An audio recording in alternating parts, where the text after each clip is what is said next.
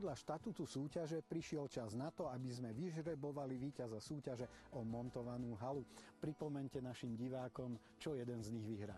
Plachtovú halu šírky 6 metrov, dĺžky 9 metrov a výšky 3,6 metra. Podmienkou na zaradenie do súťaže bolo to, aby ste nám napísali, z akej krytiny je vyrobená montovaná hala. Takže aká je správna odpoveď? Správna odpoveď je A, a teda PVC plachtovina.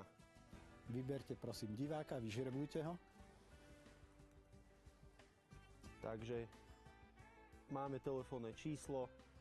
Odpovedal správne? Je to písmeno A? Odpovedal správne, je to písmeno A. Dobrý deň, tu je Janoš Korňa z Farmárskej revy. Prezradíte nám krstné meno a to, kam sme sa dovolali? Milan, okres Ilava. Tušíte, prečo vám volám? No, tuším asi. A čo si myslíte, prečo vám volám? Kvôli tej hale? No správne, takže gratulujeme vám, ste víťazom. No to nie je ani možné. Tešíte sa? No čak teším sa. Gratulujem a verím, že nájdete využitie pre túto plachtovú halu. Ja ďakujem sponzorovi, som veľmi rád, že súťaž bola úspešná a ak to vyjde, aj vy naši diváci uvidíte, ako sme halu odovzdávali, prípadne aj to, ako ju sponzor nášmu divákovi priamo namontoval.